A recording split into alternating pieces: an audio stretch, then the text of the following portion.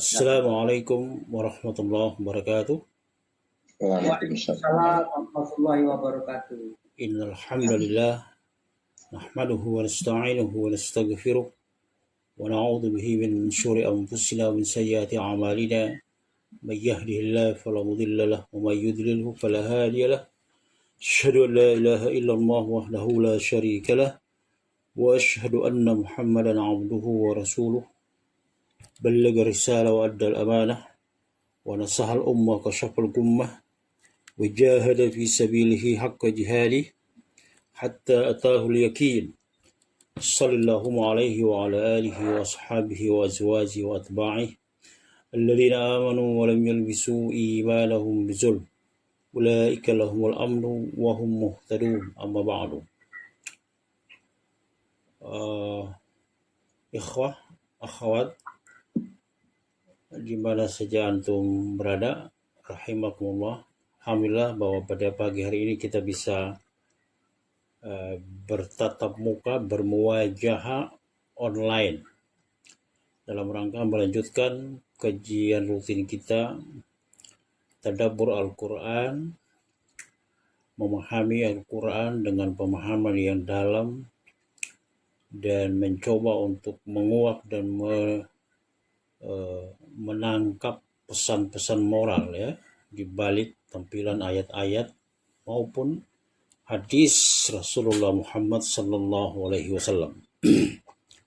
Kemarin kita pada bagian pertama sudah selesai dan ternyata masih banyak hal yang perlu disampaikan lagi. Ya, banyak hal yang perlu disampaikan lagi menyangkut masalah tasbih ini. Coba kalau saya ingin review sejenak, saya ingin review sejenak, coba ada yang ingat Pak Saiful atau Pak Harno atau Pak Joni. Kemarin tasbih itu kalau kita perhatikan di Quran, redaksi Quran itu disampaikan dalam berapa gaya? Ada yang ingat? Ada fi'il madi, Iya. fi'il mudhari, dan fi'il apa satunya lagi? Fi'il amar, kemudian ada Fi'il masdar. madi dan fi'il mudhari. Iya. Iya. Betul. Jadi kemarin itu kita sudah bicara panjang, tapi ternyata juga belum selesai dan memang begitulah kalau kita berinteraksi dengan Quran itu nggak pernah ada selesainya. Ya, jadi kita kalau berinteraksi dengan Quran itu ibarat dia menyelam di lautan, kemudian semakin ke dalam semakin dia menyaksikan, menikmati hal-hal yang menakjubkan dan semakin terkuak hal-hal yang belum dia ketahui. Itu orang kalau berinteraksi dengan Quran seperti itu. Maka sering saya sampaikan, mereka yang berinteraksi dengan Quran itu tercerdaskan, tercerahkan, ya. Jadi selalu ada terus menerus ada pencerahan dari Al-Quran. Ya itu keuntungan dan mukjizat kita kalau sering berinteraksi dengan Quran. Semakin kita kaji, kita semakin dalam menyelam dan semakin terkuak dan itu pada saat yang sama semakin menyadarkan kita bahwa ternyata terlalu banyak yang kita tidak tahu. Ya, jadi gini Pak, kalau saya hubungkan dengan kajian kita di Sabtu yang lalu, kan di bumi ini kita di bumi, sementara itu bumi itu kecil sekali ya dibandingkan dengan jagat raya. Kan diumpamakan itu kan seperti bumi dibandingkan dengan jagat raya ini seperti sebutir pasir di tengah padang pasir. Nah, 7 lapis langit itu dipenuhi dengan makhluk, ada penghuninya. Sementara kita di bumi itu kecil, gitu kan? Perbandingannya kecil. Jadi kalau jagat raya itu penuh dengan galaksi, ya, bintang, planet dan seterusnya kemudian ditambah pula dengan para malaikat yang jumlahnya hanya Allah yang tahu. Nah, itu kan semua makhluk. Di bumi pun sebenarnya kalau kita telusuri, makhluknya nggak kalah banyak, ya kan? Coba saya tanya lagi banyak ke Pak Joni, ya. Pak Joni, yang namanya apa tuh, atom, mamanya kan? Saya kemarin nanya tentang atom, ya. Itu ada di mana saja, Pak Joni? Halo? Ya, halo, halo. Ya, Pak. Ya, saya dengar, Pak. Iya, tolong dijawab. Atom itu adanya di mana saja? Ya, di seluruh jagat, di dalam diri kita, di semua, di semua ada. Ada kan? Ada. Dan jumlahnya Wah, tidak terhingga itu. tak terhingga. Tidak terhingga. Itu baru atom, ya. Nah, itu baru atom. Berarti dia ada, kalau kita lihat di bumi ini, ya, berarti dia ada di semua, apa ya, semua wujud, semua benda, Semua wujud, semua materi. semua materi. Dia ada. Nah, berarti kita nggak bisa bayangkan kan itu jumlahnya, Pak. Betul ya? Betul. Nah, itu kita. Jadi kalau saya bikin perbandingan begini, Pak. Kalau di langit itu yang ditampilkan adalah makhluk-makhluk Allah yang perkasa, yang izom, yang besar, yang raksasa.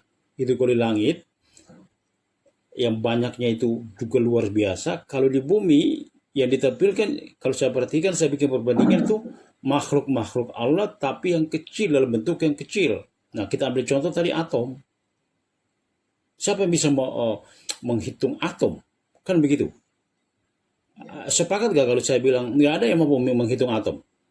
Iya, Betul gak? betul. Nah, itu sama dengan ucapan kita, adakah yang mampu menghitung bintang dan planet? Ya kan? Adakah yang apa tuh? Adakah yang sanggup menghitung apa tuh? Iya, bintang. Yang gugusan galaksi itu, satu galaksi muatannya berapa coba? Ada miliaran galaksi, itu kan nggak ada. Itu sama aja, itu dalam bentuk besarnya bahkan, ya kan, di langit. Nah, kalau dalam bentuk mininya di bumi, ya itu ya saya mau makan itu kayak atom itu. Artinya saya mau dalam tanda petik menggiring kita semua untuk kembali kepada kesimpulan yang pernah kita buat kemarin, bahwa penjelajahan langit secara ayat kauniyah, masih ingat ya, itu kalau kita rasanya mustahil, tapi itu pernah dilakukan oleh beliau, baginda Rasul Muhammad sallallahu alaihi wasallam, dengan perjalanan Isra, terutama Mi'rajnya. Itu kan perjalanan kauniyah kan, ya, dia menembus 7 lapis langit. Nah, dia menembus lapisan-lapisan langit yang penuh dengan makhluk.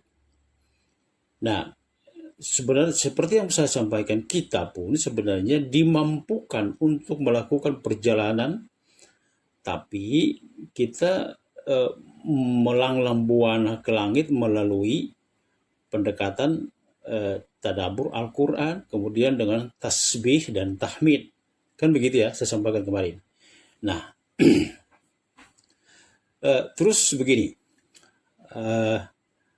satu hal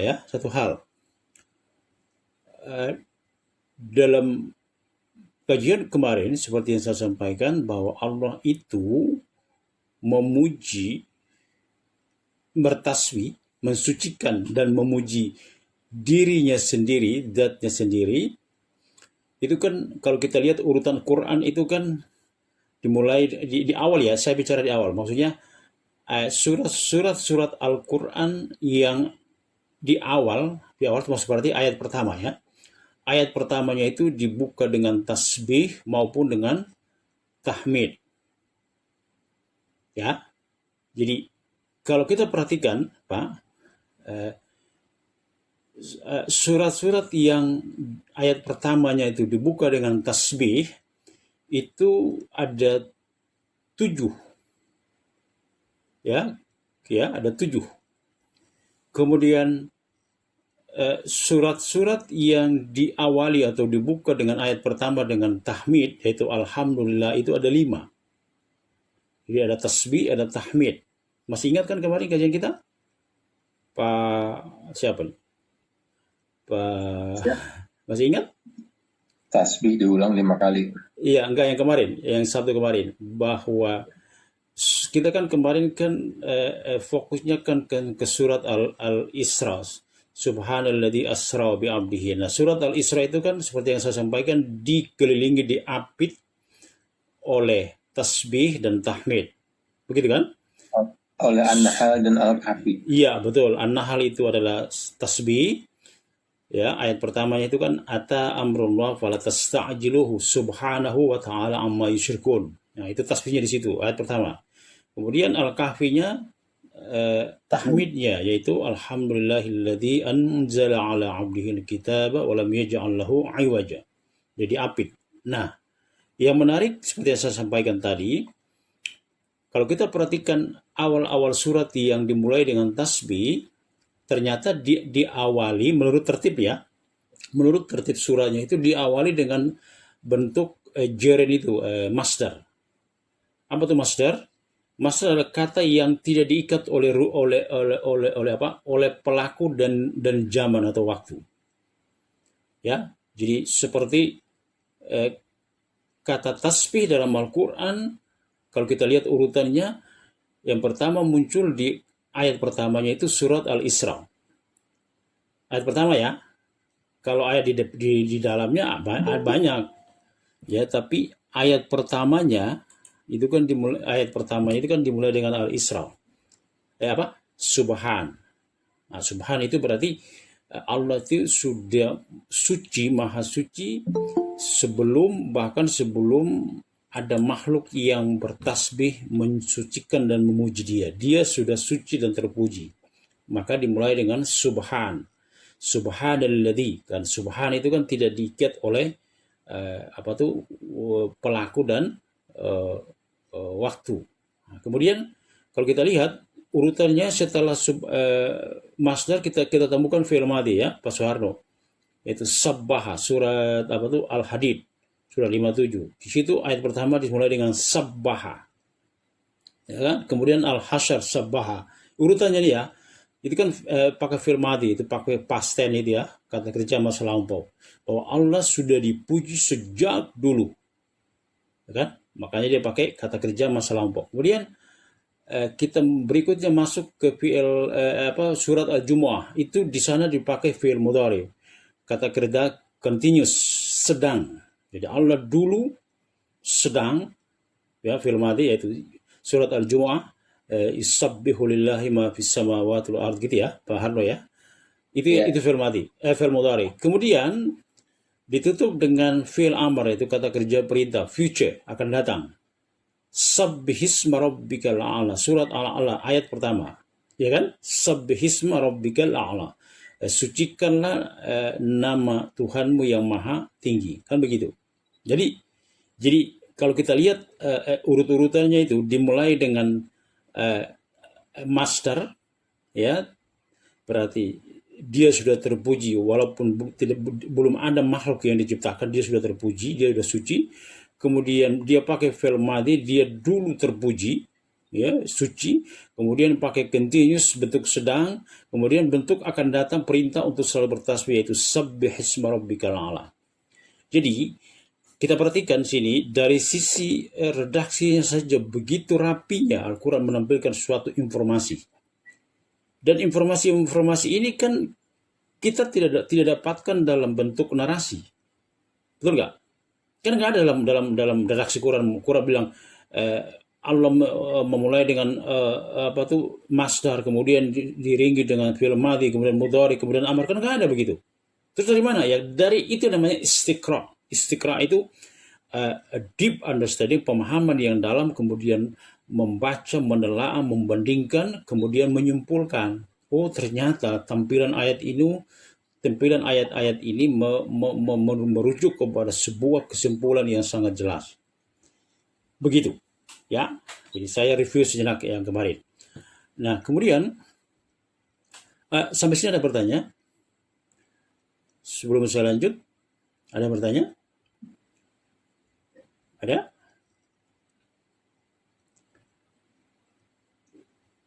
Belum. Baik, saya lanjut. Gini. Ada yang bertanya begini, Pak. Bu. Tasbih itu sendiri apa sih sebenarnya? Makna tasbih? Ada yang bisa jawab? Makna tasbih itu sendiri apa sih? Kita mulai masuk ya ke pendalaman. Ada yang bisa jawab? Tasbih itu, Pak, secara jauh. gimana? Sucian. Ya, jadi tasbih itu, Pak, kalau tasbih itu kan masdar. Masdar dari kata sabbaha, sabbaha lillah, sabbaha yusabbihu tasbih. Jadi fil madhi, fil mudhari, past, continuous, kemudian gerund. Ya, itu sabbaha yusabbihu tasbih. Ya, artinya penyucian. Apa sih penyucian? Nah, tasbih itu secara etimologi, secara lugatan, secara bahasa, dia berasal dari kata kerja sabaha.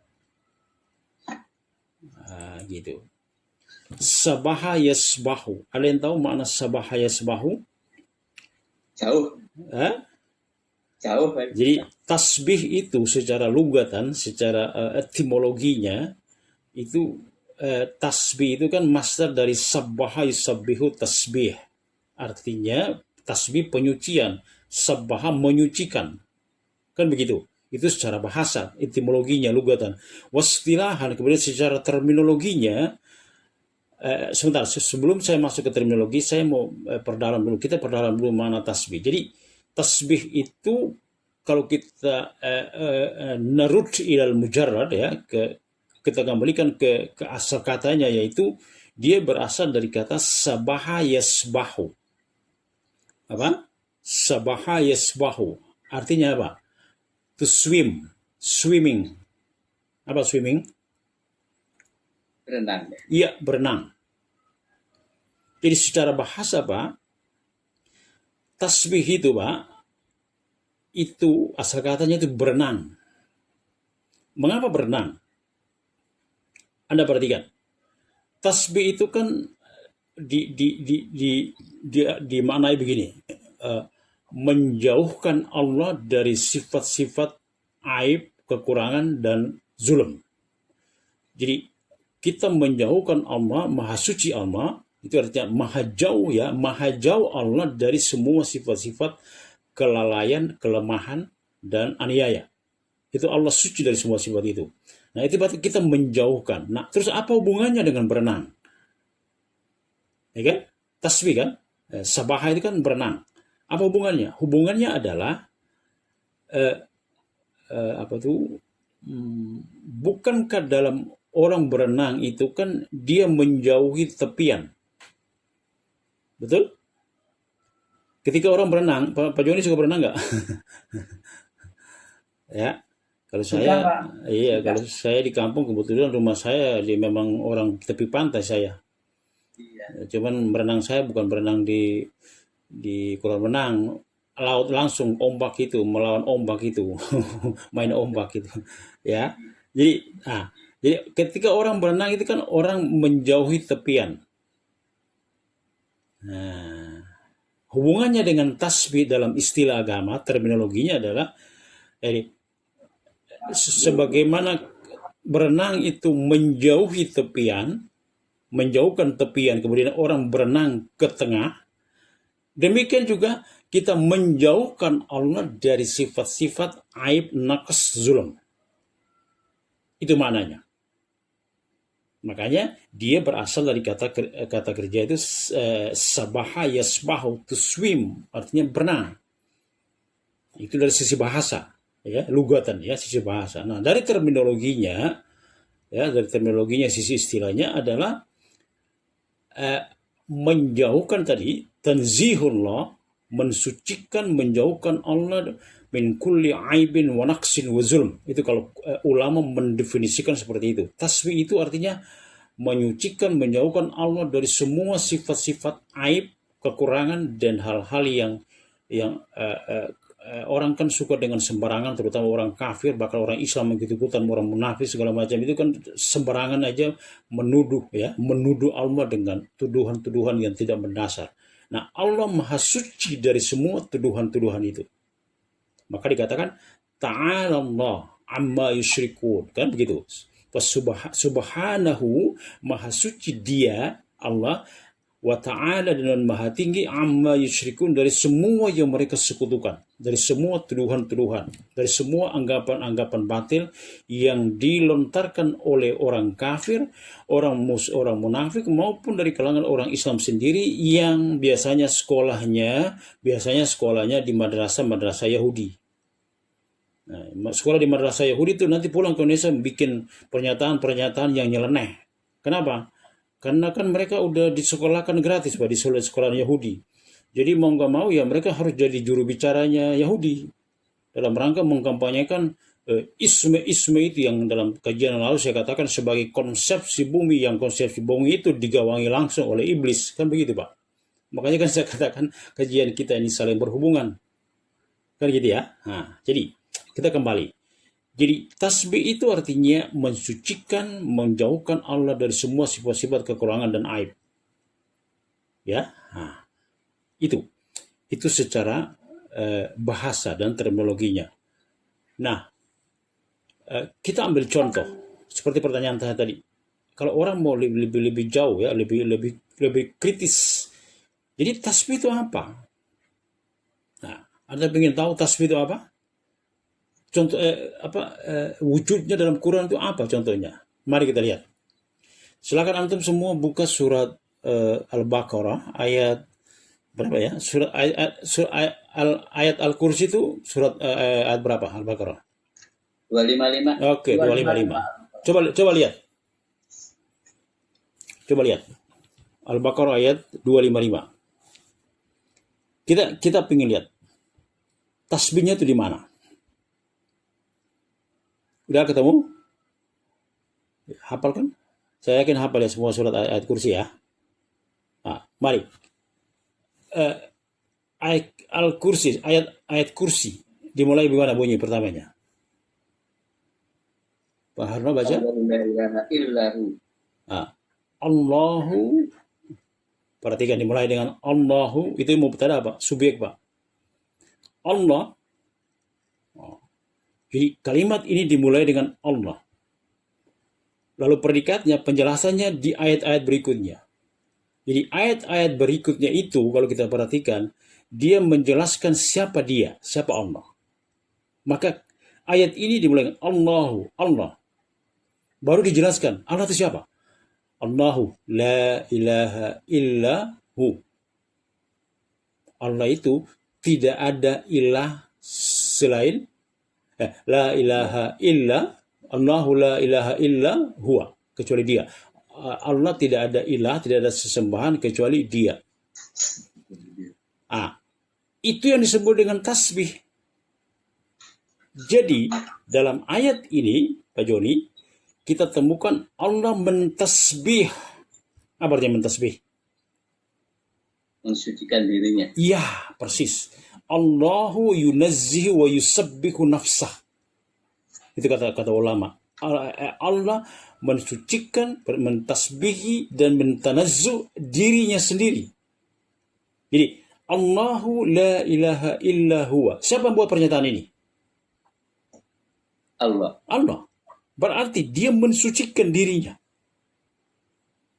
Jadi al-musabbihun itu banyak Pak. Kita masuk ke kajian berikutnya, poin berikutnya, apa yang kita sebut dengan manhumul musabbihun. Siapa saja yang musabbihun, yang bertasbih? Ternyata kalau kita urut ayat-ayat Quran itu, yang pertama sekali bertasbih adalah Allah bertasbih untuk dirinya sendiri. Gitu Pak. Jadi kalau Allah saja bertasbih, terus kitanya di mana? Kita ini makhluk. dia pencipta, dia bertasbih untuk dirinya sendiri. Kita kok posisi kita dalam soal tasbih minus sekali, ya kan? Padahal Allah juga sudah tegaskan bahwa dia sudah munazzah, dia sudah musabbah, dia sudah tersucikan, dia sudah agung sebelum ada makhluk yang mensucikan dia. Sekarang kita begini, sebelum saya lanjutkan, ini kajian ya, kan namanya kajian kan detail ya.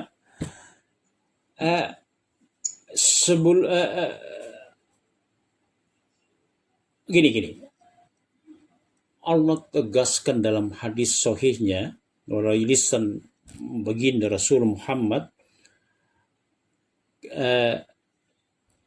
kana Allahu lam yakun gairuh. Allah itu hadisnya, Allah itu dia ada sebelum yang lain ada. Tuh. Ya Pak ya? Berarti tadinya dia munfarid. Munfarid itu apa? Sendiri. Kana Allah lam yakun gairuh. Adalah Allah itu dia ada sebelum yang lain ada. Atau dengan kalimat penjelasannya, huwal awwal falaysa qablahu syai', dia adalah awal dan tidak ada yang mengawali dia. Wa huwal akhir falaysa ba'dahu syai', dan dia akhir dan tidak ada yang mengakhiri dia, yang lebih akhir dari dia. Wa huwa zahir falaysa fawqahu syai', dia yang paling zahir, yang paling nyata, tidak ada yang lebih nyata dibanding dia. Wa huwal batin, tapi dia juga batin, rahasia, tidak ada yang lebih rahasia dari dia. Itu Allah. Jadi tadinya hanya zatnya sendiri, lam yakun gairu, belum, yang lain belum ada. Gitu kan? Nah, jadi kita temukan dalam redaksi-redaksi Al-Quran itu, ternyata yang pertama sekali bertasbih memuji itu adalah Allah untuk dirinya sendiri. Sekarang kita mau coba telusuri bagaimana contoh tasbih Allah untuk dirinya. Ya tadi kita ambil contoh surat Al-Kursi, surat ayat kursi 255 Al-Baqarah. Allahu Allah, la ilaha, tidak ada ilah, la ilaha illa huwa, kecuali dia, al-hayyu al-qayyum, yang maha hidup dan maha berdiri sendiri. Apa yang kita temukan di sini sisi tasbihnya? Allah tidak ada ilah. Jadi maha suci Allah kalau ada ilah-ilah yang lain. Itu tasbihnya di sana. Ya, Allah mensucikan dirinya bahwa tidak ada ilah selain dia. Bukankah itu penyucian? Betul? Itu kan penyucian. Tasbih. Allah itu, kata dia, tidak ada ilah selain dia. Kemudian tasbihnya lagi, tidak ada yang bisa berdiri sendiri kecuali dia. Semua makhluk tidak bisa berdiri sendiri. Tidak bisa. Saling butuh. Kalau makhluk kan cirinya kan saling membutuhkan. Kalau Quran mengatakan lihat takhidha ba'dukum ba'dan sukhriyah. Sukhriyah itu artinya saling butuh, saling memberi manfaat, saling memberi manfaat. Itu sukhriyah. Bedakan sukhriyah dengan sikhriyah. Nah, gitu kan? Jadi kalau makhluk itu butuh karena dia lemah. Allah itu al-hayyu yang maha hidup, al-qayyum yang maha berdiri sendiri tanpa butuh. Nah, dia berdiri sendiri dan tidak ada ilah selain dia, kemudian dia maha hidup, itulah tasbih. Ya, jadi gambaran Allah mentasbih dirinya sendiri itu ada, kita ambil contoh dalam ayat kursi Al-Baqarah ayat 255, atau dalam ayat lain namanya surat Al-Ikhlas, Qul huwallahu ahad. katakan ya Muhammad, huwallah, dia Allah itu ahad, satu. Itu kan berarti dia mensucikan dirinya bahwa tidak ada ilah kecuali dia. Kan? Kemudian Allahus Somad, Allah tempat meminta. Dia sucikan bahwa tidak ada tempat-tempat permintaan yang lain selain dia. Ini nggak ada itu dukun dan paranormal alias orang tidak normal. Nggak diakui itu eksistensinya. Dukun sama paranormalnya aja sendiri butuh rupiah, aku butuh amplop kok. Bukankah itu dukungan itu hanya semuanya dagangan? Ya kan? Perdukunan itu kan perdagangan. Yang kadang-kadang dibungkus dengan bahasa agama. Kenapa? Karena dia pakai picu, pakai sorban. Ya? Sorbannya itu sakit tingginya nyundul langit, Pak.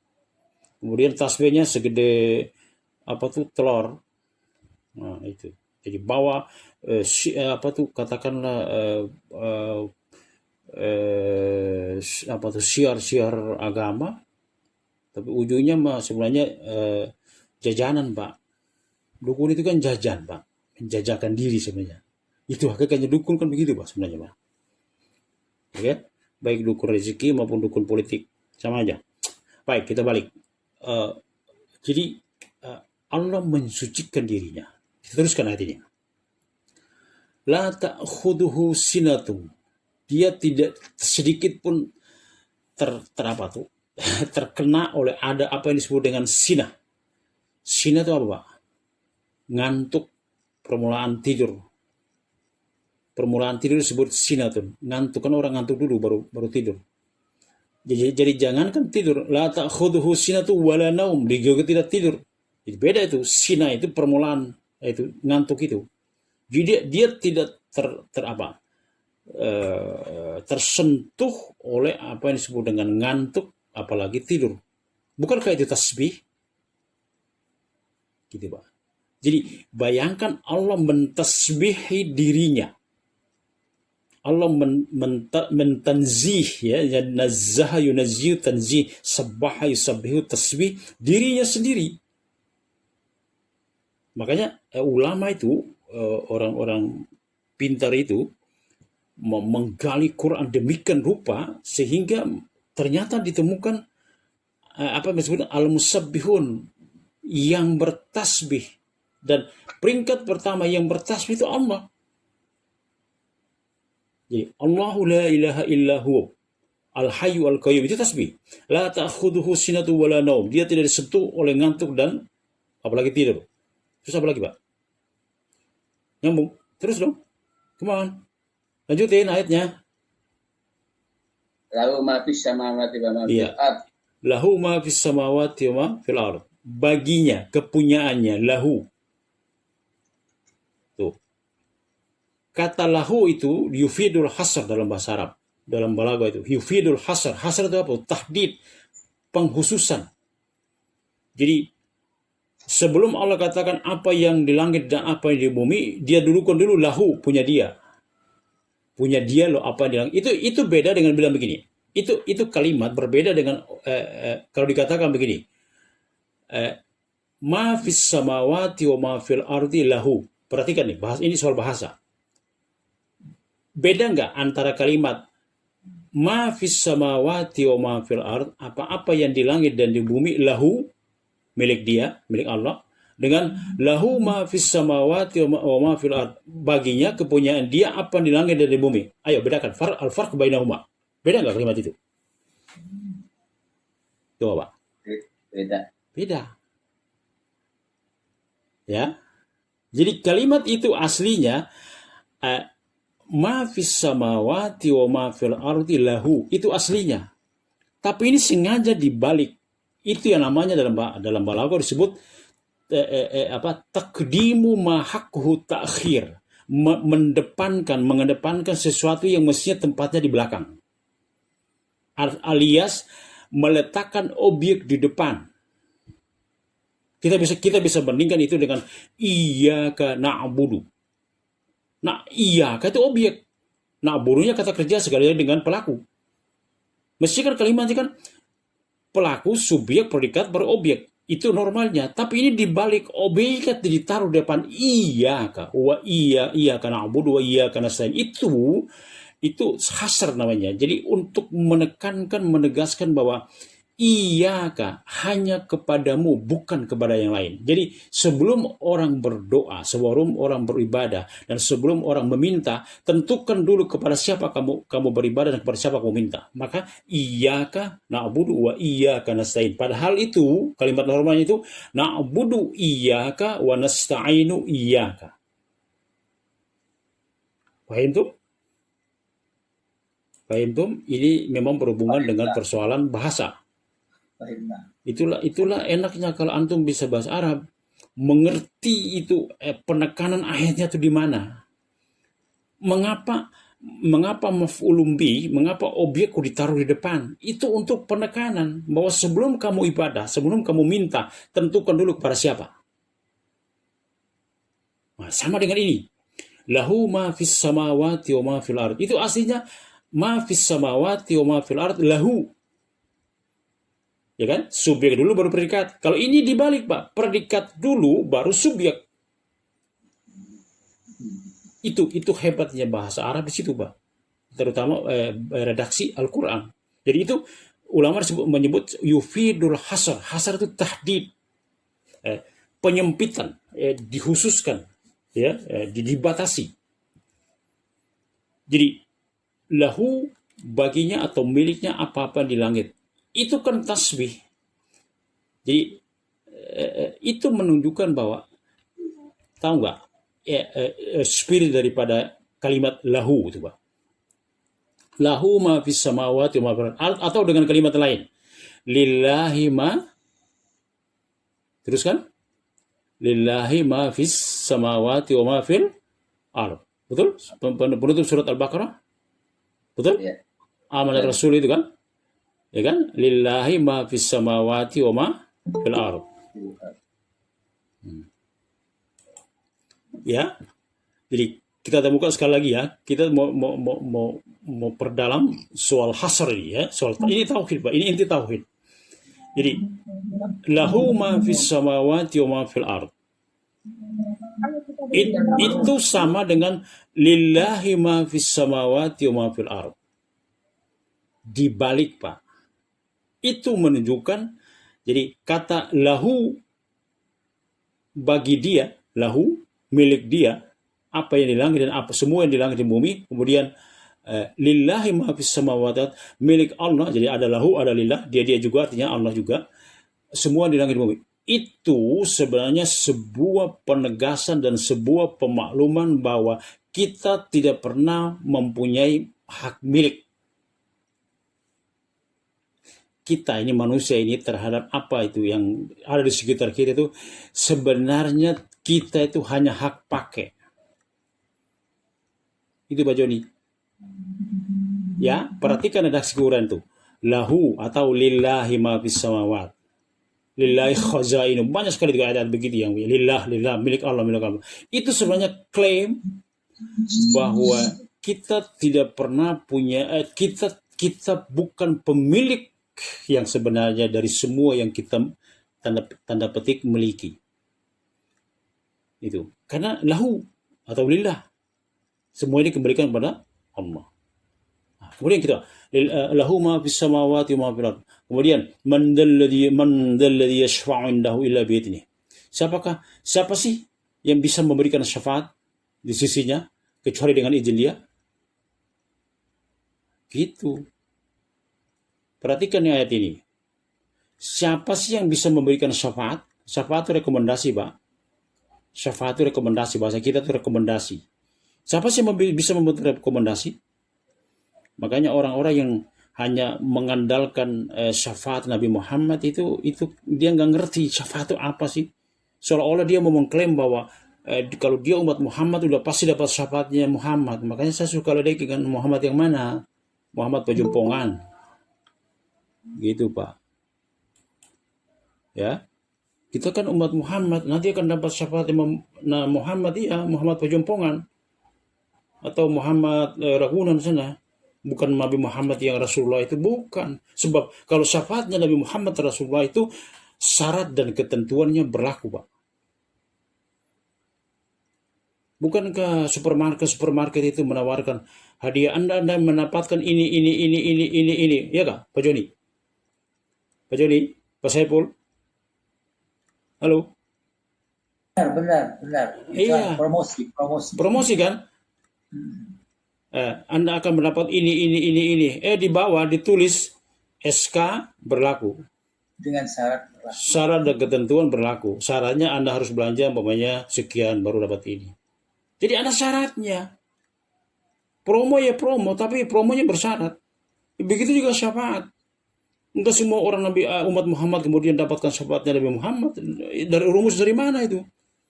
Ini salah satu buktinya ayat. Man dzalladzi yashfa'u indahu illa bi'idnih. Jadi syafaat itu diberikan siapapun pemberi, karena dalam Islam kita mengenal pemberi syafaat itu banyak. Bisa nabi, ya, bisa rasul, bisa ulama, bisa orang soleh, ya, bisa memberi syafaat, bisa malaikat, bisa para syuhada yang gugur di medan perang. Itu mereka masuk dalam daftar-daftar yang memberikan syafaat alias memberikan rekomendasi, ya kan? Tapi semua mereka pemberi syafaat rekomendasi itu dibatasi oleh SK, yaitu biidnih. Gitu loh. Apa artinya biidnih, Pak? Dengan izin Allah. Dengan izin Allah. Dengan izin Allah. Dan syafaat yang al-kubra al-udma itu kan syafaat ya dari Rasul, dari Allah itu sendiri. Allah memberikan syafaat dalam artian memberikan rahmat, membebaskan seseorang yang dia di dalam hatinya masih ada iman, kemudian dibebaskan dari neraka, kemudian diudkhilal jannah, dimasukkan kepada surga, itu rahmat Allah. Jadi syafaat itu punya kriteria. Nggak semua orang umat Muhammad otomatis dapat syafaat. Makanya kan saya suka, kalau Anda masih ingat, saya suka kasih contoh kan. Pelni sama Garuda itu milik sah pemerintah Indonesia, Republik Indonesia. Pertanyaannya, apakah Anda rakyat Indonesia kemudian naik Pelni, naik Garuda itu gratis? Ayo, memang gratis. Garuda apalagi lebih mahal, paling mahal daripada yang lain. Ya, begitu yang suka mengadakan traveling seperti Pak siapa nih? Kalau di sini di layar ini yang suka beri mungkin Pak Ali Usman ya, yang masih traveling. Kalau dulu Pak Joni sering, sekarang udah pensiun ya Pak Joni. Siapa lagi nih? Iya mungkin di sini kelihatan Pak ini ya, Pak Ali kelihatannya masih traveling itu. Iya Bali. Masih Ustaz. Iya masih. Ya masih. Iya kan Pak Ali Pak Ali kan orang pemerintah. Naik Garuda bayar nggak Pak? Bayar Pak. Bayar itu. Orang Islam. Ya kan? Jangan mengklaim kita orang Islam pasti dapat syafaat Nabi Muhammad. Kata siapa? Dan masih banyak ayat-ayat yang lain Pak. Masih banyak ayat-ayat yang lain dan ditambah hadis-hadis Nabi yang menerangkan bahwa syafaat itu nggak sembarangan. Itu ada syarat dan ketentuannya. Tuh, jadi mandalladzi yashfa'u indahu illa bi'idnih. Kemudian lanjut ayat, ya'lamu ma baina aydihim. Dia Allah ya'lamu, mengetahui ma baina aydihim, apa yang di depan mereka, wa ma khalfahum, apa di belakang mereka. Coba. Adakah makhluk yang bisa begitu? Dia tahu di depan, dia tahu di belakang, dan semua hal dia tahu. Nah, itu namanya tasbih. Jadi dia Allah mentasbihi dirinya sendiri. Yunazzihu nafsahu, kata ulama. Yusabbihu nafsahu. Makanya tadi saya katakan al-musabbihun, mereka yang bertasbih itu banyak. Dan yang paling tinggi adalah Allah. Allah bertasbih, memuji dirinya sendiri. Makanya tadi kita sampaikan ada 7 surat yang ayat pertamanya itu dimulai dengan tasbih. Ya, dimulai dengan Al-Isra, subhanalladzi asra bi abdihi, kemudian Al-Hadid, subhanallah, kemudian Al-Hasyr, kemudian itu fi'il madhi, kemudian fi'il mudhari'nya, continuousnya itu yusabbihulillah. Kemudian nanti amarnya perintah, future-nya adalah sabbihisma rabbikal a'la, itu perintah. Nah, jadi Allah bertasbih untuk dirinya sendiri. Jadi sekarang insya Allah jelas bagi kita bahwa jadi tasbih itu apa? Tasbih itu berarti ya tadi menjauhkan, menyucikan Allah dari semua kelemahan. Maka Allah tegaskan dia yang memberi syafaat. Dia tidak ngantuk, dia tidak tidur. Ya kan? Lahu, semua yang di langit dan bumi milik dia. Allahu la ilaha illa huwa. Allah tidak ada sembahan kecuali Dia. Ya, Al-Hayyu Al-Qayyum, yang maha hidup, yang maha qayyum, berdiri sendiri. Tidak ada yang lain. Itu kan berarti dia mentasbih dirinya sendiri. Nah, kalau dia aja mentasbih dirinya sendiri, apalagi kita. Maka derajat setelah Allah itu yang kerjanya tasbih lagi adalah apa? Siapa? Setelah Allah siapa lagi yang bertasbih memuji Allah? Siapa? Malaikat. Malaikat. Di mana tuh malaikat? Banyak. Ayat-ayat bicara tentang malaikat itu bertasbih banyak di Quran. Wa inna lanahnul musabbihun wa inna lasawfun, kamilah yang berbaris, kamilah yang bertasbih. Atau dalam surat Al-Baqarah ketika dia bicara tentang penciptaan Adam, Allah menciptakan Adam, kemudian malaikat keberatan, kemudian mereka katakan wa nahnu nusabbihu bihamdika wa nuqaddisu lak. Ngapain sih cipta ya Allah, kenapa harus ciptakan lagi namanya Adam, sementara kami, kata mereka, nusabbihu, bertasbih, tuh malaikat. Gitu kan? Itu malaikat. Jadi semua malaikat di Quran digambarkan tasbih, yusabbihuna al-laila wan nahar. Mereka bertasbih sepanjang malam dan sepanjang siang. Itu malaikat. Kemudian la yasmun, mereka tidak boring, ya, bosan. Wala yafturun, mereka futur itu terputus. Jadi sedikit pun para malaikat itu tidak terputus dari tasbih dan tahmid dan takdis, yaitu mensucikan, memuja, memuji dan mengkuduskan. Ya, takdis itu pengkultusan, mengkultuskan. Nah, itu malaikat. Kemudian sekarang kita lihat al-musabbihun yang lain, mereka yang bertasbih yang lain. Siapa, Pak? Para nabi dan rasul.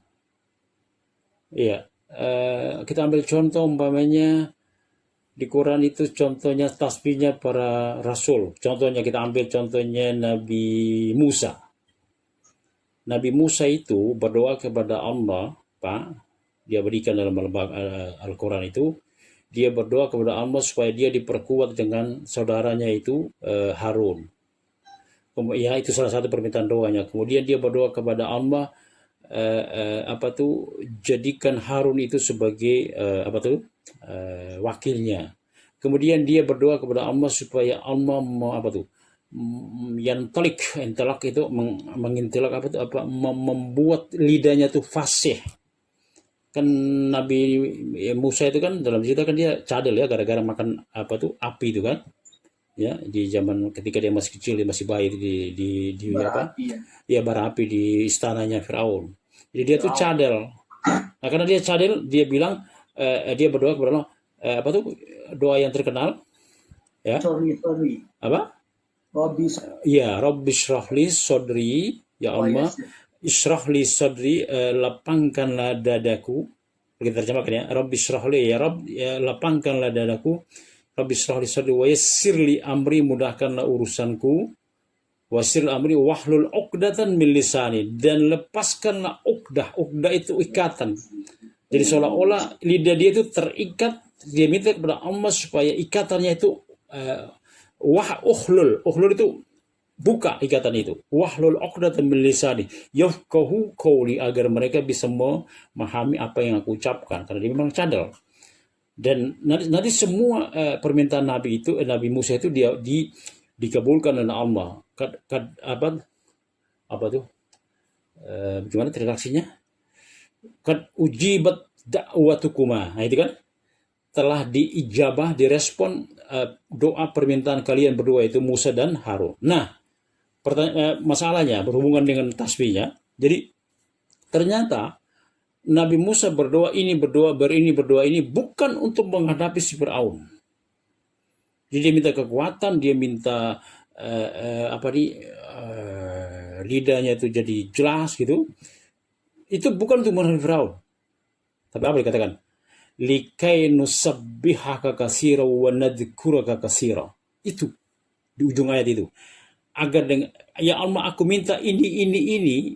Tujuan itu likai nusabbihaka katsiran, agar kami bisa bertasbih kepadamu katsiran, dengan tasbih yang banyak. Wa nadhkuraka katsiran, dan kami bisa berzikir mengingatmu dengan zikir yang banyak. Jadi Nabi Musa meminta tujuannya itu agar dia bisa bertasbih dan berzikir secara kontinu. Nah, itu Nabi Musa. Kita lihat lagi contoh, coba ada yang bisa kasih contoh tasbihnya Pak? Nabi Oke. Nabi Yunus, Oke, Nabi Yunus gimana tasbihnya? la ilaha illa anta subhanaka inni kuntu minadz zalimin. Ya, la ilaha illa anta. Nabi Yunus itu ketika dia berbuat salah, apa kesalahan Nabi Yunus, Pak? Dan Quran menyuruh kita untuk jangan seperti Yunus. Ya. Jadi kalau makanya kalau kita perhatikan redaksi Quran itu, Quran pun dalam tanda petik mengecam nabi atau rasul yang putus asa. Mengecam nabi atau rasul atau putus asa yang meninggalkan gelanggang. Jadi Yunus kan ceritanya dia meninggalkan gelanggang. Betul kan? Nah, meninggalkan gelanggang dakwah maksudnya. Ya kan? Ya kan?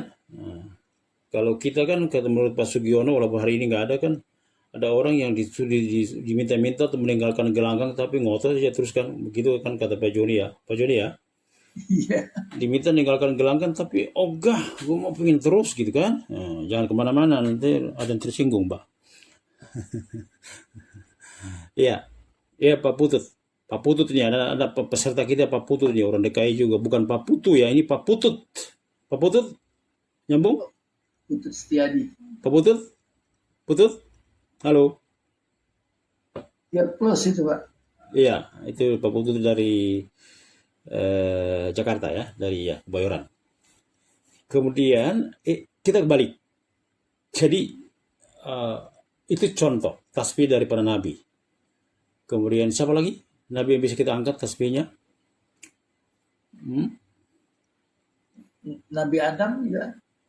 Nabi Zakaria, gimana tasbihnya? Wasabbih bil arsy wal ibkar. Oke. Zakaria itu Pak, ini bisa tasbih ya.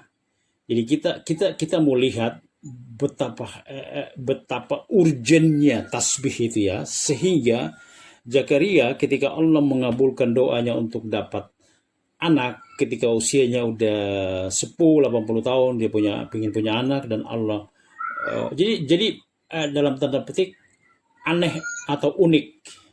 Apa aneh dan uniknya Zakaria itu? Ya, aneh dan uniknya Zakaria itu begini, Pak. Dia minta kepada Allah supaya dia dapat anak. Betul kan? Ya. Dia diberikan di Quran kan? Dia berikan di Quran bahwa dia habli dzurriyyah thayyibah. Anugerahi aku keturunan yang thayyibah, kan begitu doanya. Jadi dia minta kepada Allah supaya dapat keturunan, tapi lucunya, dalam tanda petik lucu ya, tanda petik Pak. Dalam tanda petik lucunya, begitu dia diberi apa yang dia minta, dia justru kayak nggak percaya. Paham? Dia minta, begitu dikasih, apa iya? Dia malah balik bertanya, apa iya? Udah tua bangka begini saya dapat anak? Kan dia minta banget begitu dapat keturunan. Begitu dia diberi berita gembira oleh para malaikat, inna nubasyyiruka bigulam, kami akan beri berita gembira padamu dengan seorang anak.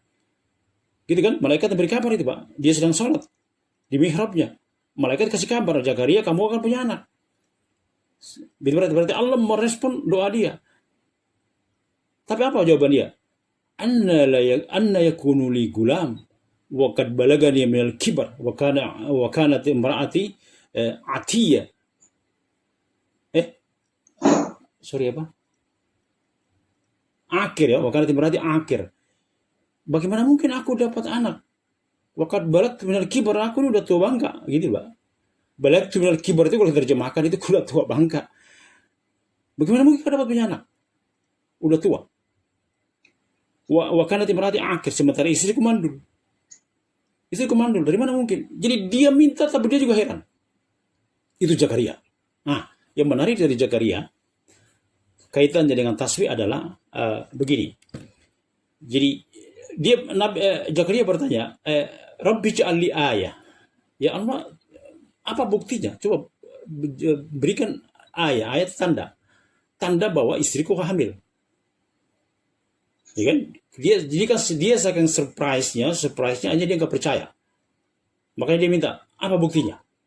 Allah jawab melalui malaikat, ayatuka alla tukalliman nasa salasat ayam, ya betul ya, illa ramzak. Tanda bahwa kamu punya anak itu, kamu nggak bisa ngomong selama 3 hari. 3 hari dia nggak bisa ngomong. Dia mau ngomong nggak bisa. Akhirnya apa yang terjadi? Rams itu isyarat. Dia pakai bahasa isyarat. Nah, yang menarik adalah dari kisah Zakaria ini adalah dia tidak bisa bicara, tapi dia tadi yang dibaca oleh Pak Harno itu, dia sendiri dan dia berpesan kepada kaumnya supaya selalu bertasbih pada waktu pagi dan waktu petang. Coba ulangi, baca Pak Harno tadi ayatnya. Wasabbih bil asyi wal ibkar, itu untuk kaumnya ini. Iya. Ada dalam ayat lain ansabbihu ya, dia perintahkan kepada kaumnya itu selalu bertasbih. Jadi intinya begini, Pak. Intinya adalah zikrullah, zikir ya, ingat kepada Allah, di antaranya adalah tasbih, tahmid ya, takbir ya. Itu kan zikrullah, semua ini kan zikrullah. Itu kita tangkap dari spirit ayat-ayat itu tidak mengenal waktu dan tempat. Ya, tidak mengenal waktu dan tempat. Perhatikan, Zakaria nggak bisa ngomong, tapi urusan tasbih sama tahmid tidak boleh berhenti. Coba, itu Zakaria loh, nggak boleh ngomong. Lihat, kita bandingkan dengan episode yang lain, pemandangan yang lain. Pokoknya dalam perang fisik, ya jihad kita itu perang fisik. Allah berpesan untuk kaum muslimin, pasukan muslim itu untuk jangan putus dari mengingat Allah. Coba, ini menghadapi musuh. Kalau konteks sekarang desingan peluru dan segala macam berterbangan di mana-mana, tapi Allah pesan perbanyaklah berzikir mengingat Allah. Ya, ketika orang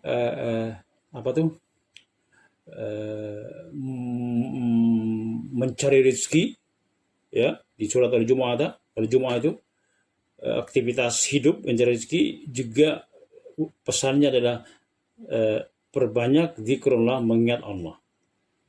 Jadi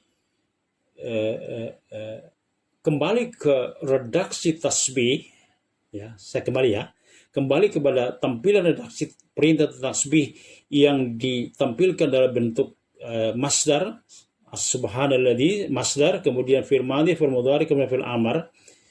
Itu menunjukkan bahwa seluruh tarikan nafas, seluruh ruang hidup kita, kegiatan hidup kita itu tidak boleh lepas dari tasbih dan tahmid.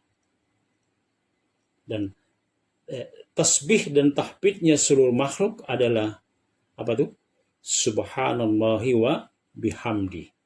Itu tasbihu kulli makhluk. Jadi subhanallahi wa bihamdi berarti tasbih dan tahmid seperti yang kita bahas di Sabtu kemarin. Surat Al-Isra itu diapit oleh perintah tentang tasbih, surat Al-Nahlnya tasbih, kemudian surat Al-Kahfinya 17-nya 18-nya adalah tahmid.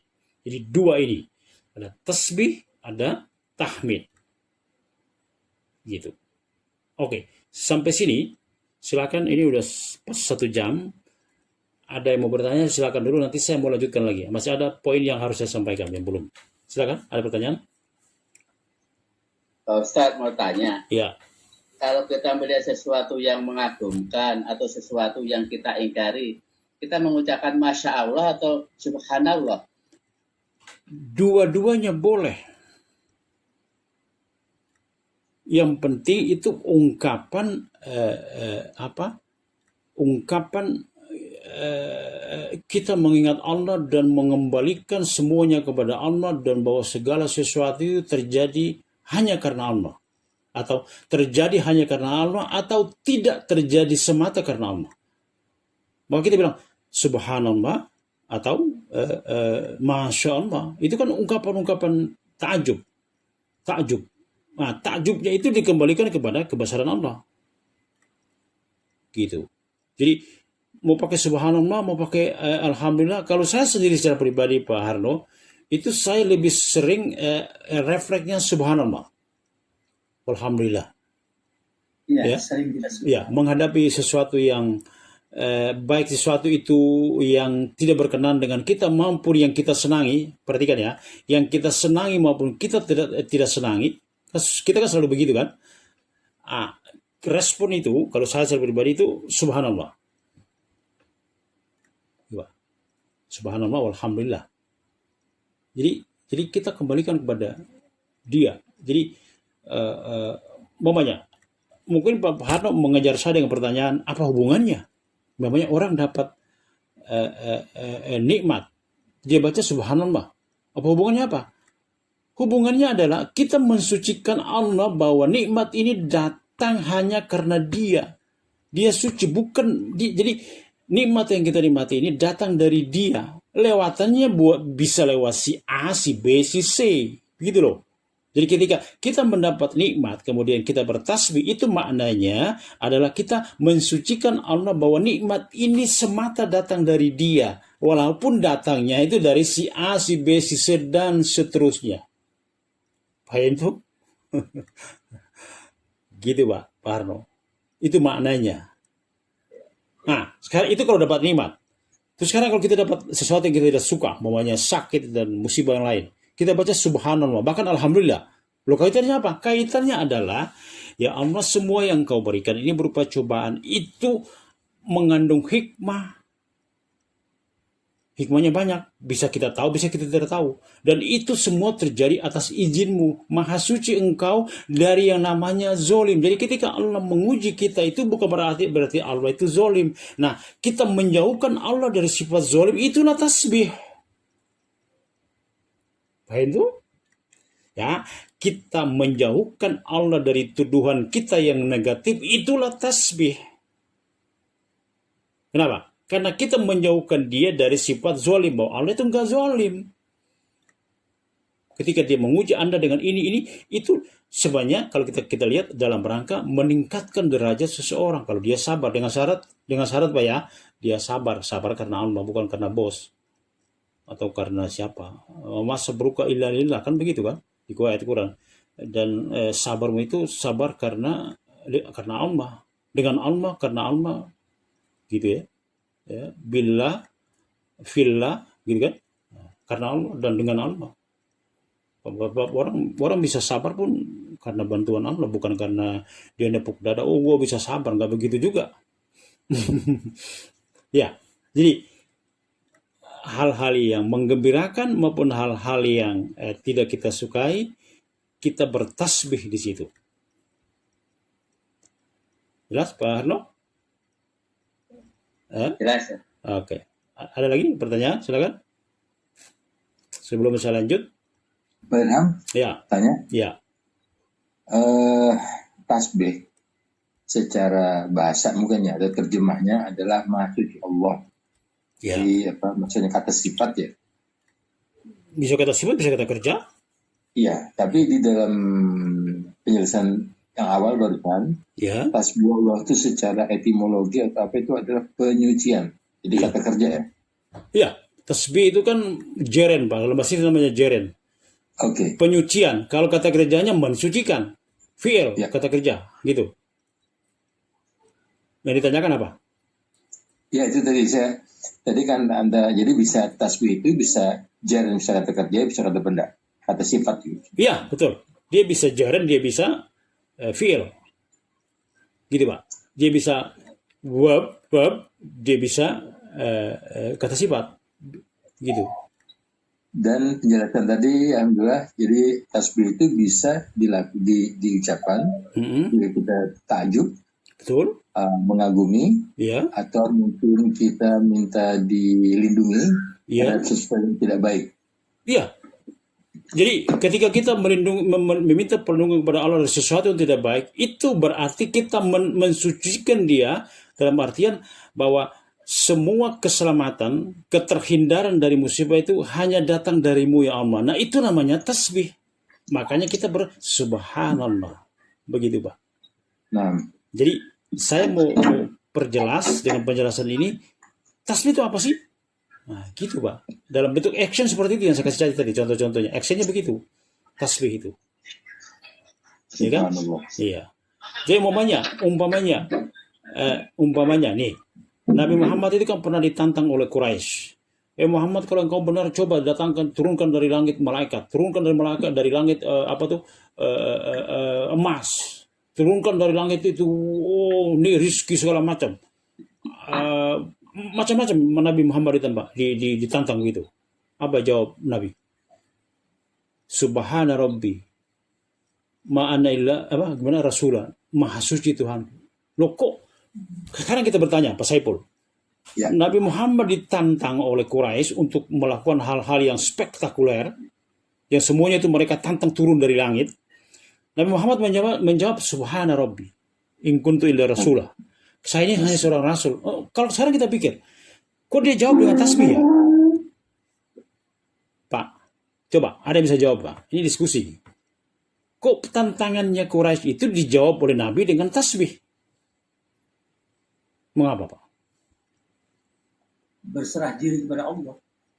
Coba, ada lagi? Terserah diri, ada lagi yang bisa lebih menjelaskan? Kok tantangan dihadapi dengan tasbih? Hubungannya apa? Coba. Siapa? Ada suara ibu-ibu nih? Ya. Coba nih. Ayo. Ditantang kok dia bertasbih. Apa hubungannya? Nah, itulah gunanya tadabbur, Pak. Hal itu mungkin hal yang kecil bagi Allah. Ya, bisa. Permintaan itu merupakan hal yang kecil bagi Allah. Iya. Oke, benar. Kecil bagi Allah, itu oke. Kenapa dia bertasbih? Karena yang bisa melakukan semua hal itu terjadi hanya atas izin Allah. Kalaupun saya bisa begini seperti yang kalian minta, itu semuanya itu fadlullah, ya, anugerah, pemberian Allah, anugerah dari Allah, bukan aku. Maha suci dia. Kalau saya ini manusia, bashar. Ma'ana illa bashar, makanya bilang maha suci, subhana rabbi. Saya ini kan seorang rasul. Kok kalian tantang yang segala macam itu? Yang gitu-gitu yang kalian tantang itu semua itu Allah punya kuasa, bukan saya. Nah, jadi kembalikan, dia sucikan Allah. Dan dia pada saat yang sama dia bilang, in ana illa rasul, saya ini hanya seorang manusia rasul biasa yang kecil, yang lemah. Gitu Pak. Nah, pada saat yang sama dia agungkan Allah yang bisa melakukan hal-hal itu yang kalian tantang itu hanya Allah atas izin Allah. Jadi dia kembalikan kepada mensucikan Allah. Dan tidak ada makhluk satupun yang bisa memenuhi permintaan. Seperti mereka bilang, turunkan kami zahab, emas dari langit. Atau kita lihat konteks lain, yang surat Al-Maidah, surat kelima. Kan 12 murid perihannya Nabi Isa itu kan mengajukan, ya Isa bin Maryam, wahai Isa putra Maryam, hal yastati rabbuka ayyunzila ma'idatan minas sama'? Coba. Wahai Isa putra Maryam. Ini yang ngomong orang pilihan, Pak. Bukan Bani Israel yang umum, Pak. Yang 12 muridnya Nabi Isa itu, yang diantaranya ada yang berkhianat itu bilang sama Nabi Isa, hal yastati rabbuka ayyunzila ma'idatan minas sama'? Wahai Isa putra Maryam, bisakah Tuhanmu menurunkan maidah, hidangan makanan dari langit? Tuh. Itu pertanyaan, Pak. Lalu apa jawabnya Isa berdoa kepada Allah. Lalu Allah memberi arahan, aku akan penuhi permintaan mereka, tapi bilang sama mereka, setelah aku penuhi permintaan mereka, kemudian mereka membalelo, mengingkariku, menentangku, aku akan siksa mereka dengan siksaan yang nggak pernah aku siksa sebelumnya. Terus apa yang terjadi? Turun nggak? Turun. Maidah itu secara bahasa artinya meja makan, Pak. Yang dimaksud bukan menjamaikan, hidangan ya, gitu ya, hidangan makanan dari langit. Jadi bayangkan tuh itu apa Pak? 12 muridnya Nabi Isa, kemudian ditambahnya orang-orang yang lain di sekitar situ. Bayangkan Pak, mereka pernah makan makanan dari langit Pak. Ya Pak, ya makanan dari langit bukan makanan dari bumi. Ya, berupa makanan. Ya kan? Itu yang dalam Kristen disebut dengan penjamuan terakhir itu. Versi mereka itu disebut dengan penjamuan terakhir. Itu makanan itu. Jadi permintaan mereka dipenuhi. Nah, yang bisa menurunkan makanan dari langit itu kan hanya Allah. Makanya Nabi Muhammad ketika hal-hal begitu, itu kan tantangan dulu di zaman Isa. Isa kan sebelum Muhammad. Ketika tantangan datang di zaman Muhammad, mereka menantang, turunkan kepada kami ini mereka sebut. Muhammad menjawab, Subhana Rabbi. Itu artinya, dia mensucikan Allah bahwa yang mampu melakukan semua itu hanya Allah. In ana illa rasul. Saya ini hanya seorang rasul biasa. Gitu Pak. Jadi kembali ke pertanyaan Pak Saiful atau Pak Harno tadi itu. Tasbih itu kapan? Ya kapan saja menghadapi apa kita bisa bertasbih. Ya kan? Coba lihat itu malaikat. Ketika malaikat keberatan penciptaan Adam, kemudian Adam diajari asma, ilmu, nama-nama, setelah dia hafal semua, kemudian dia tanya ke malaikat, "Hayo, kalau kalian bilang benar, kalau kalian benar, kalian benar, hai malaikat, coba sebut ini namanya apa, ini namanya apa." Apa jawab malaikat? Ketika para malaikat ditantang oleh Allah, coba kalian sebut ini apa, ini apa, ini apa. Mereka nggak tahu, tapi Adam udah tahu. Karena Allah ajari dia. Wa'allama Adam al-asma kullaha. Kan begitu ayatnya. Allah mengajari Adam asma kullaha, semua. Ya, semua objek, materi yang ada di sekitar situ, dan nanti semua materi, objek yang ada nanti berhubungan dengan hidup dia di bumi. Kan itu dialognya masih di langit, Pak. Belum di bumi. Tapi semua yang di bumi itu, yang dia akan turun di situ, semua diajarin ke dia. Nah, itu begitu Allah menantang mereka, coba ini apa, mereka nggak bisa. Apa mereka jawab? Subhanaka la ilma lana. Ada temukan persamaannya? Apa? Persamaan antara jawaban malaikat dengan jawaban seorang Muhammad. Gitu kan? Kan malaikat bilang, Subhanaka la ilma lana. Maha suci engkau, kami tidak punya ilmu. Kan begitu? Kami tidak punya ilmu. Illa ma'allamtana, kecuali apa-apa yang kau ajarkan. Innaka antal alimul hakim, sesungguhnya engkau maha alim, maha hakim, yang maha bijaksana, maha mengetahui. Gitu kan? Mengetahui, bijaksana. Jadi pertanyaan malaikat dijawab dengan tasbih. Pertanyaan Allah kepada malaikat dijawab dengan tasbih. Jadi kita bisa bayangkan betapa luasnya tasbih itu. Dia meliputi semua sisi-sisi yang berhubungan dengan aktivitas manusia, bukan hanya manusia, makhluk secara umum termasuk malaikat. Baik, ada lagi pertanyaan? Tanya, Pak Ustaz. Ya. Bahwa semua yang di langit dan di bumi, termasuk hewan, binatang, dan benda mati, itu semua bertasbih kepada Allah. Betul. Ada contoh, mungkin Nabi Muhammad pernah mendengar gitu kan, tentang tasbihnya benda-benda mati. Ya. Apakah kita manusia yang soleh mungkin, apakah juga bisa ada izin Allah mendengar tasbihnya tumbuh-tumbuhan umpamanya gitu, atau hewan? Saya gitu. Udah Pak Ustaz. Saya hanya menjawab, apakah manusia bisa? Saya tidak berani bilang tidak bisa, tapi saya juga tidak berani mengatakan bisa. Kan pertanyaannya, apakah manusia biasa bisa mendengar tasbih makhluk lain, batu, pohon, pokoknya kan begitu pertanyaannya kan? Sejauh yang saya tahu, tapi itu sangat pilihan ya. Ya, bisa saya salah kesimpulan saya, tapi kesimpulan saya pribadi, dan ini bisa salah, bisa benar. Kenapa tidak? Kenapa tidak? Buktinya apa? Saya bisa ngomong begitu. Lihat itu Nabi Daud.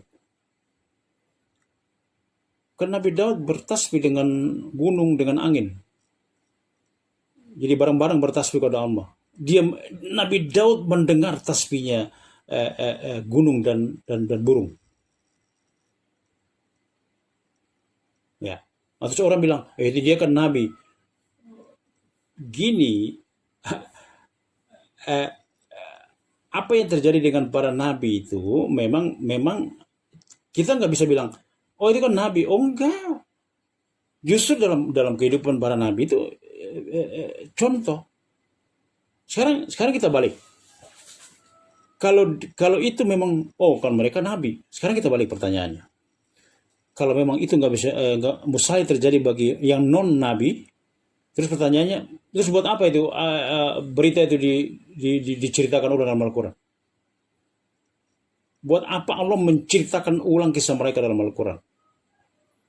Kalau bukan untuk bisa terjadi atau tidak terjadi. Kan begitu kan? Sekarang kita bandingkan.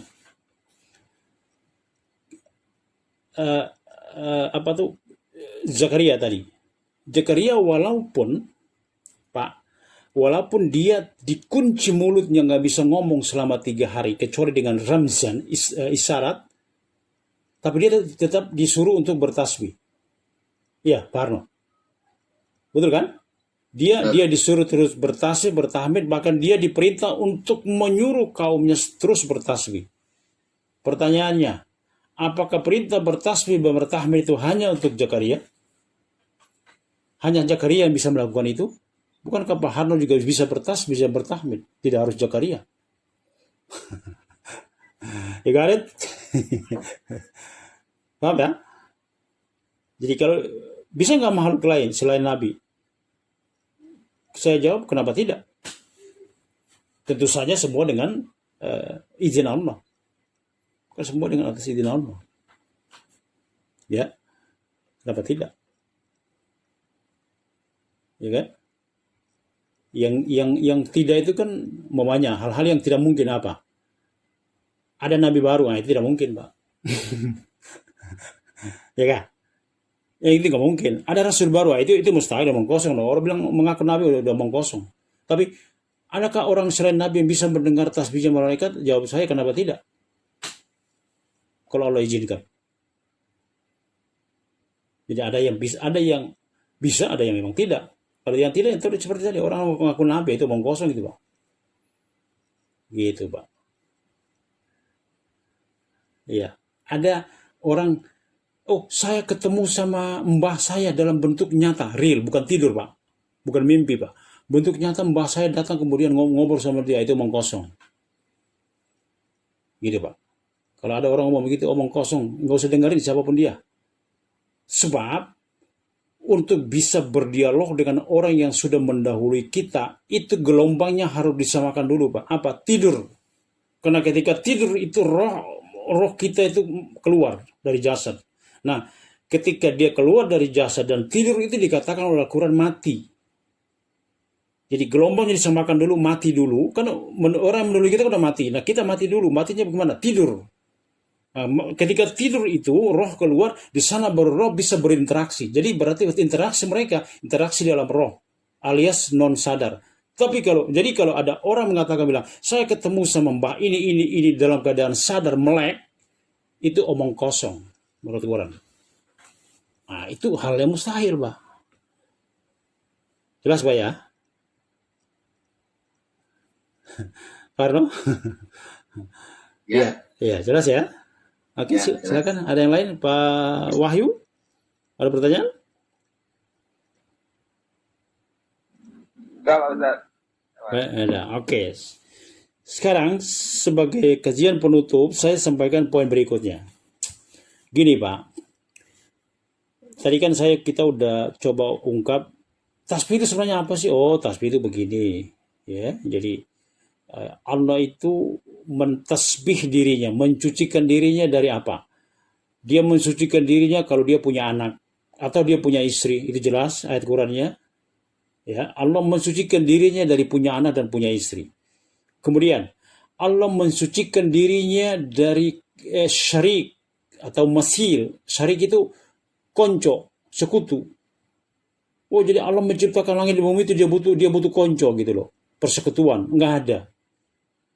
Enggak, Allah nggak mengenal itu. Jadi ya, Allah itu mensucikan 3 hal. Dia sucikan dirinya dari istri dan anak, dia sucikan dirinya dari perkoncoan, persekutuan, dan yang terakhir dia sekutukan diri dari semua kelemahan-kelemahan. Gitu, Pak. Itu ya, itu yang kita temukan dalam redaksi begitu. Dia menyucikan diri dari hal begitu. Nah, karena dia mensucikan diri, maka berikutnya malaikat, orang soleh, manusia, sampai dengan seluruh makhluk bertasbih dan sholat sesuai dengan bahasa mereka masing-masing. Kemudian yang terakhir, jadi tasbih itu, Pak, ini poin terakhir saya sampaikan, itu sama dengan kalimat la ilaha illallah. Coba, la ilaha illallah itu apa? La ilaha, itu kan nafyun kan? Nafyun kan? Negation kan? Penolakan, peniadaan. La ilaha, tidak ada ilah. Itu kan penolakan atau peniadaan bahwa tidak ada ilah selain Allah. Ya kan? Itu kan menolak, meniadakan. Ya kan? Nah, tasbih juga begitu, Pak.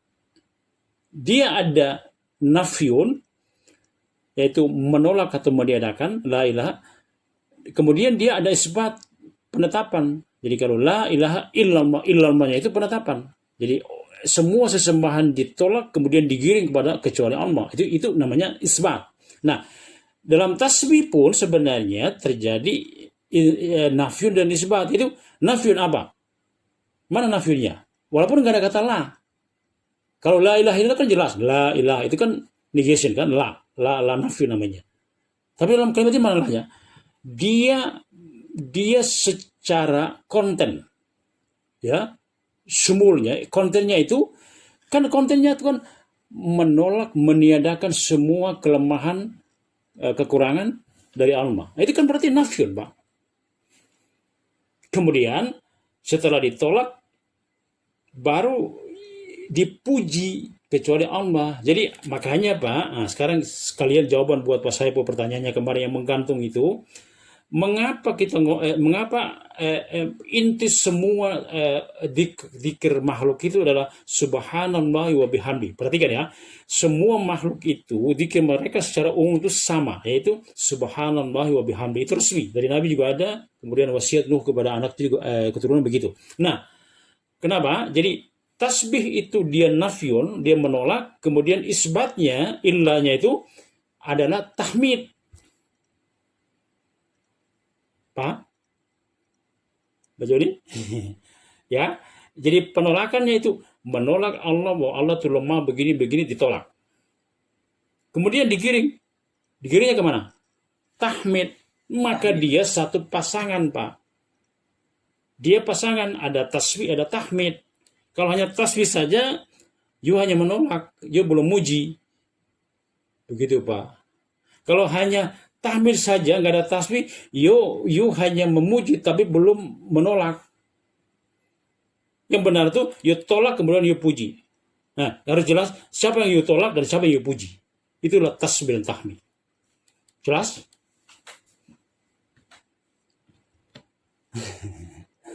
Kajian, Pak ya, jadi memang rada-rada serius ya, nggak apa-apa ya. Jadi kita mencoba mengangkat topik-topik, kemudian kita perhatikan titik-titik persamaan, kemudian titik-titik perbedaan, kemudian dari situ kita simpulkan pada sebuah kesimpulan bahwa tasbih tahmid itu sebenarnya adalah nafyun dan isbat, penolakan dan penetapan. Penolakan bahwa Allah itu lemah, kemudian butuh ini, butuh itu ditolak, kemudian digiring, dipuji, tahmid.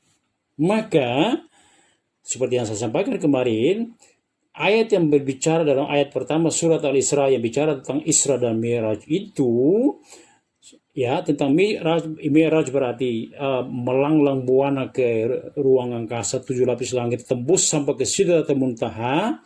Itu kalau Nabi Muhammad menempuhnya dengan fisik, karena itu udah kauniyah. Kalau kita nggak mungkin fisik, siapa yang bisa naik ke atas? Tapi kita menempuh di atas itu pakai ayat kitabiyah, ya. Masih ingat ya, kemarin saya terangkan ada ayat kauniyah, alam itu yang dilakukan oleh Nabi Muhammad dengan Mi'rajnya, Isra Mi'rajnya. Kemudian ada ayat kitabiyah, yaitu kitab, yaitu Quran. Jadi cara melanglang buana kita ke langit itu pakai ayat kitabiyah. Kalau dulu Nabi Muhammad dengan ayat menyaksikan ayat kauniyah. Itu inti-inti yang insya Allah saya sudah sampaikan. Sebelum kita tutup masih ada waktu 5 menit lah. Ada pertanyaan silakan.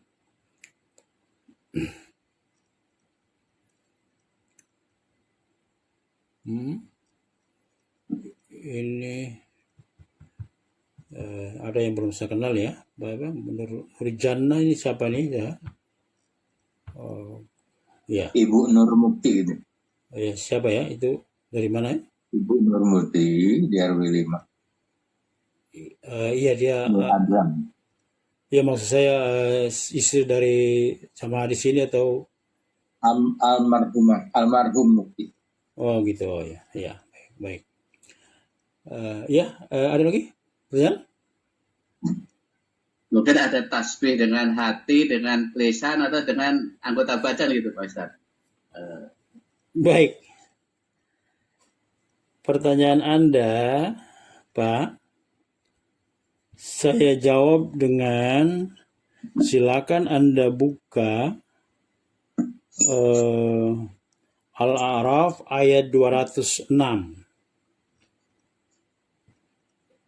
Ya, pertanyaan Pak Soeharno itu saya jawab dengan buka Al-A'raf ayat 206. Yang bicara tentang malaikat. Itu bicara tentang malaikat. Jadi akan dibaca siapa? Pak Ali boleh membaca? Al-A'raf ayat 200 berapa? 6.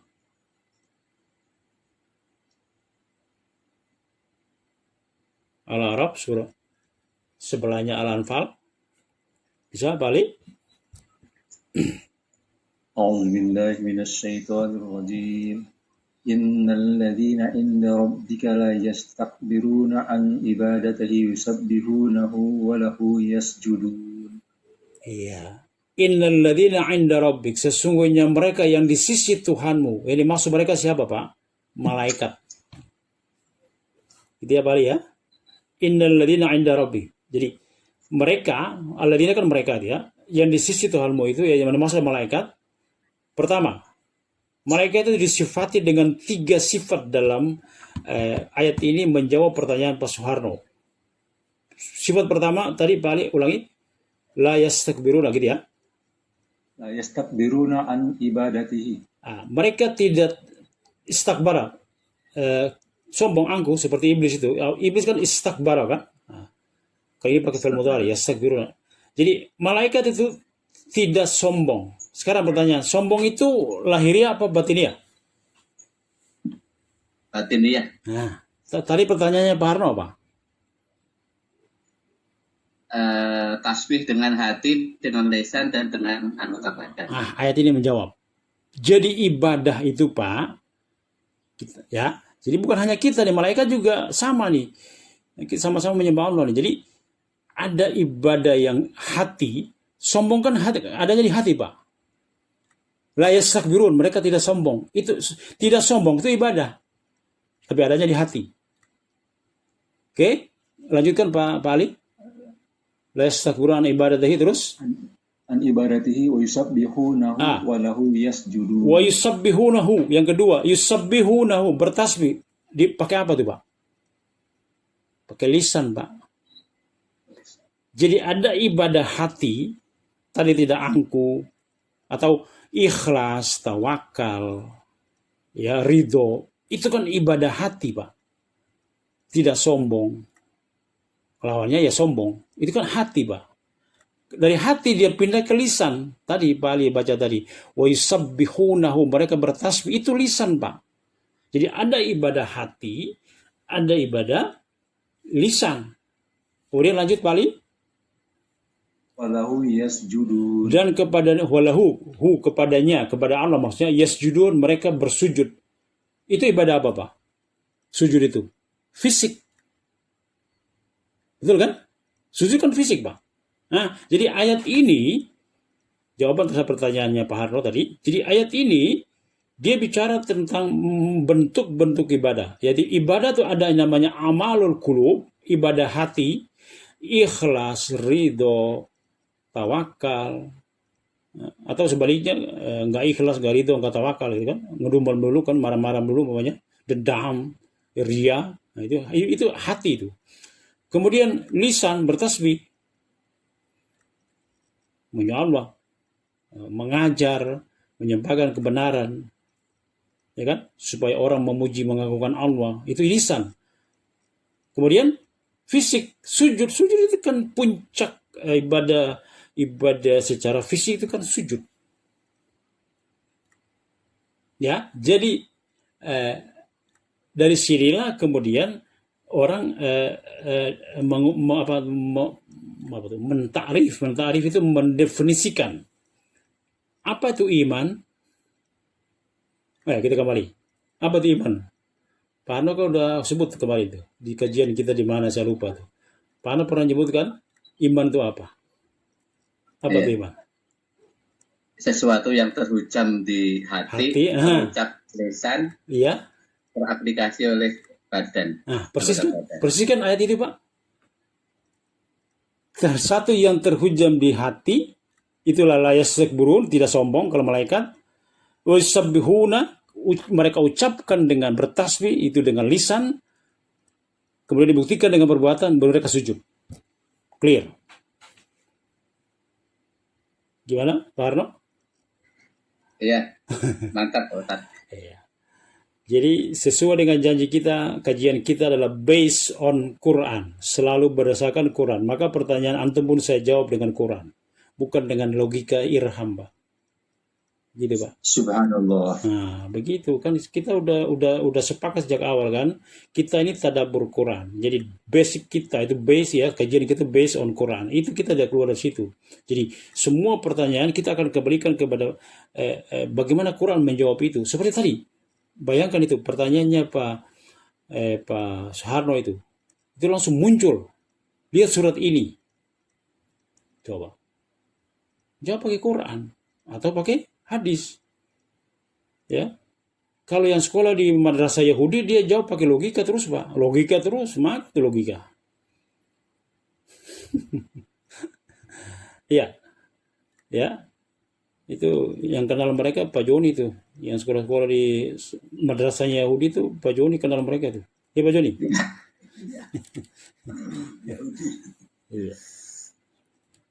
Jadi bedanya kalau orang sekolah di madrasah Yahudi itu dia akan membawa anak kepada logika terus.